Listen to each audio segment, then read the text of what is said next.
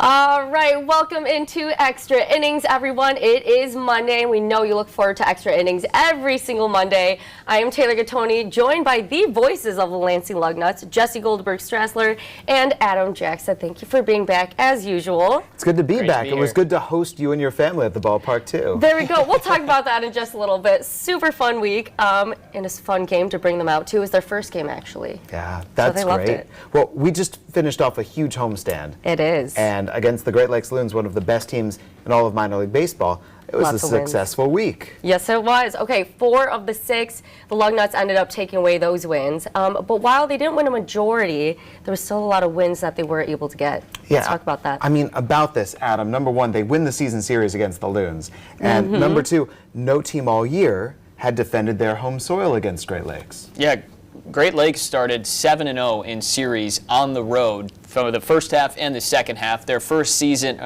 tie on the road, 3-3, was in Lansing back in July. And now their first loss comes to the Lugnuts this week. And as Jesse said, Lansing wins the season series, which is something no other team has been able to claim this year against them. And you told me that the Loons, they've lost some games at their home field, but they've always won on the road, except when it comes to the Lansing Lugnuts. Yeah, it's something else. We've got their number. And this is a team in Great Lakes that's packed full of LA Dodgers prospects, and yet when they've gotten together with the Lansing Lugnuts, our guys have really shown out. Yeah, and it goes back to the start of the season. We opened the season in Great Lakes, where they've been better at home, and Lansing swept them way back in April. So it really started, and this was the last series against them, and Lansing is still beating them. It's been fun to watch. It's been a full circle moment. Now, there is one Lugnut who had 2 home runs in 1 game.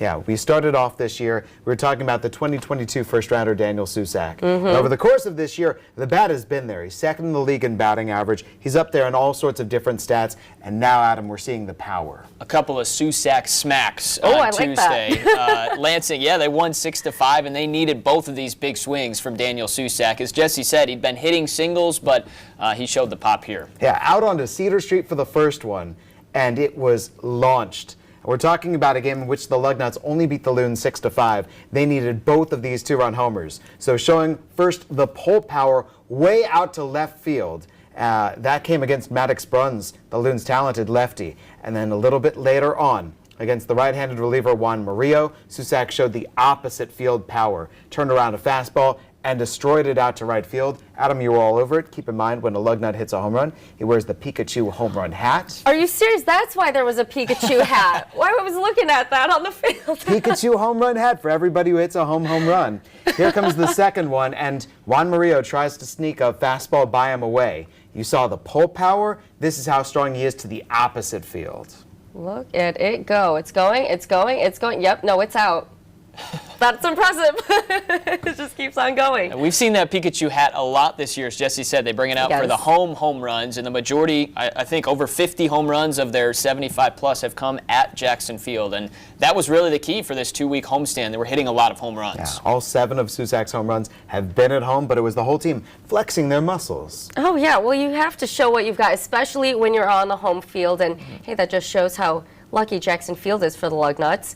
Well, okay, there were some more Lansing Lugnuts who had some success. We have a 5th Lugnut with a 2-run homer this season. Well, that's the thing. For Daniel Susak, he becomes the 5th different Lugnut to hit 2 home runs in a game. And we go right back to the very start with Lázaro Armenteros setting the early tone. And from there, that's been the fun of it, is to see the power spread out evenly. Yeah, we saw Caden Trankel, who's been promoted. He mentioned it. Lázaro Armenteros was our first position player to get promoted. Who are the other couple that I'm missing? Johnny Butler. There we go. And you mentioned Trankel and Armenteros, and let's say that there was somebody else. I am always impressed that you do name all of them. I don't know how you have all the knowledge, but that's why you are the pros over here, not me. Okay, another one. You have. This is going to bug us now. That is going to bug you. Maybe next Monday we'll have the update for them then. Or at the end. We'll think of it. Yeah, you're still thinking. There you go.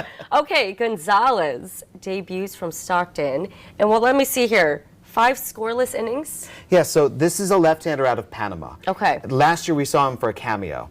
And he starts off this year in Stockton, and he's one of the Port's aces, that single-A level right below us. So the big lefty goes to the mound out of the pen against a Loons offense that has been roaring. quite frankly. And it's a game that, though the Lugnuts lose, he came away highly impressive. Junior Perez was the other one. Did I get that It was right? Junior Perez. There we go. Which we're going to talk about in a second. It was at West Michigan, Junior against West Michigan. But here's James Gonzalez on the mound. And what you need to see with him is look at the changeup.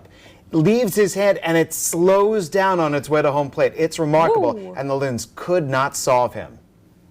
No, they could not. It was really remarkable. I mean, he shut him down for the final 5 innings of the game. And again, with how potent the Loons offense is, Lansing's bullpen had to show out, and they did so in picking up that victory. Well, they needed to. Again, we talked about Jackson Field kind of being the place where the Lugnuts can take over the Loons here and there and kind of mess up their little streak. Yeah, it's been fun to watch. Whoever it is stepping up against a great challenge, because we have a lot of respect for Great Lakes. They're going to be in the playoffs. They won the first half East Division title. And so to see how our guys respond against the Loons, this was highly heartening. Yes, you're looking at that. Oh! Double play ball to end the top of the 9th inning. That is nice. That closed out those 5 scoreless innings. When you pitch, you come in and you throw from, the 5th inning through the 9th. You're doing something to make sure that the Lugnuts stayed in the game, though it was a game they ultimately lost. Yes, well, that's why Gonzalez was throwing all of them out. He needed to get them out because the Lugnuts needed to come back and get some wins. Okay, we have a line drive from, let me make sure I say the name right, Nambiar? Kumar Nambiar is on the mound. Yes. This is our defensive play of the week. Oh, you were ready. Okay. Adam was on the call. And I just want you to watch this.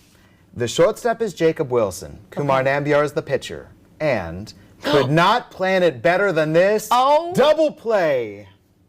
Did he just punch that up in the air? And knocked it up in the air like a tip drill, almost like you see an interception get knocked up, and then someone catches it, and right there in motion to step on second for a double play. That was perfect. Wait, I need to see this again. Can we run it again? That was impressive. It leads Jacob Wilson right to second base in order to double off the Loons base runner. It was perfect. So here it is.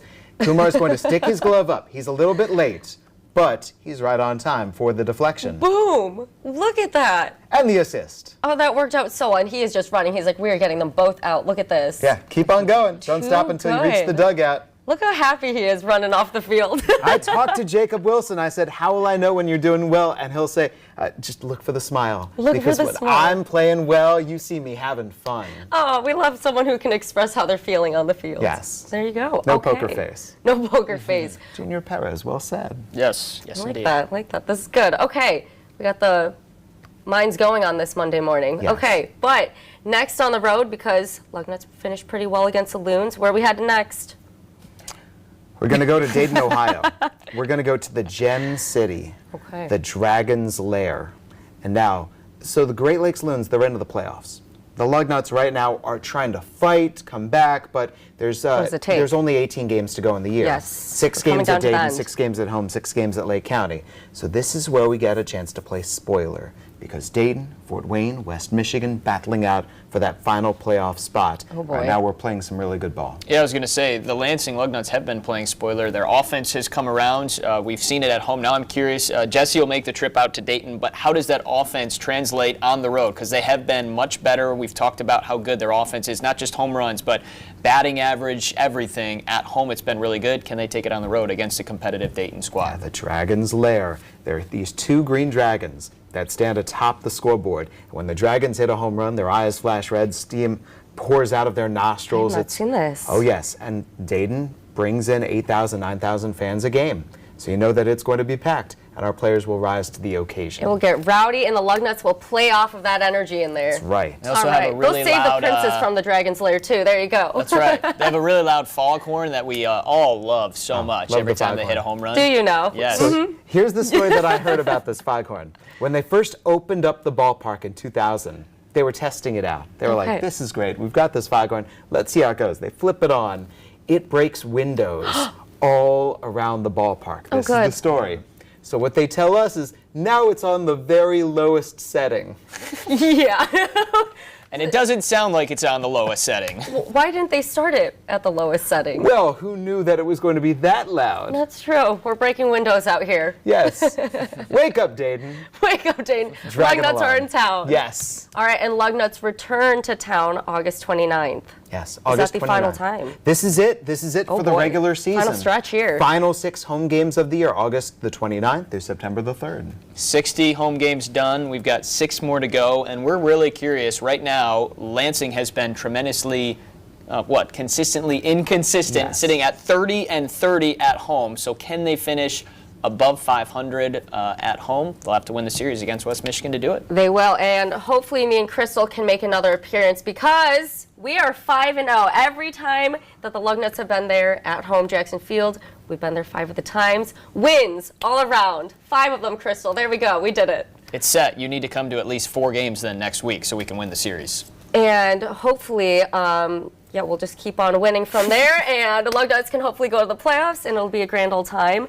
Also a grand old time, Big Lug just celebrated his birthday on Sunday. Yeah, the birthday party yesterday with the burger cake and the mascots in attendance, it was really a great time at the ballpark. He had an olive burger themed birthday cake that he demolished. Yes. So it was fun to watch. Like Joey Chestnut did? Yes, probably not to that standard. Not but 13 of them, yeah. Big Lug takes his time. He takes his time. Okay, and speaking of taking his time, we actually have a special guest coming next week. We'll see. We'll see. Can we give any spoilers? When Even though there's it one comes in. homestand left in the season, we'll see what we can do before this Lugnuts 2023 comes to an end. How's that for a tease? All right, that's a pretty good tease. So coming up next week on Extra Innings, you'll have to tune in to see who this guest is. Hopefully Adam will be here. Yes, we can have one last time with the Lansing Lugnuts. We'll We are see ready you for at the this. ballpark. 4 and more you'll times see us at here. least. 4 times. All right, this is a big deal. We got to get it going. Okay, we're excited. And to get even more excited, we're going to cheer on the Nuts. Here we go. You ready? 1, 2, 3. Go Nuts! Thanks for watching another episode of Extra Innings. We will see you next week.